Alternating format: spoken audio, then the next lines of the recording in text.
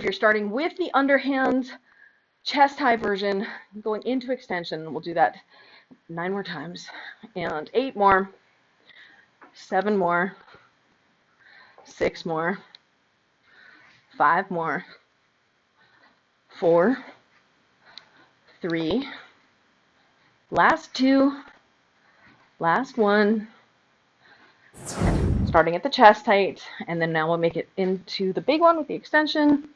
9 more, 8 more, 7, 6, 5, 4, 3, 2, and last one. Let's try it again, starting from the hip reel, and then bring it more out to the chest with the extension, and then going into the full arm extending.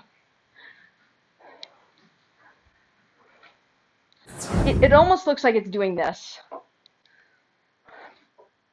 which is very different than this.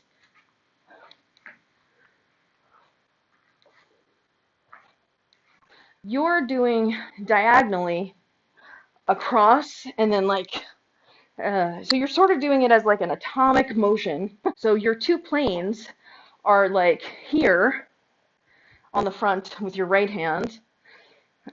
I mean, it is a cool move, there's no doubt about it. And then it's here on the front with your left hand.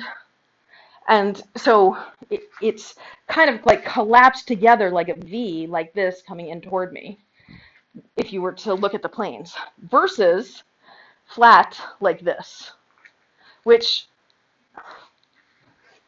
I'm not even sure how straight mine are, but I'm pretty sure they're straighter.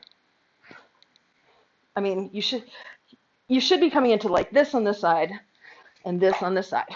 Oopsie. You could stop on this side in this move, right? So as you're trying this, when you feel like your right plane is sucky, turn to your right and go into your giant.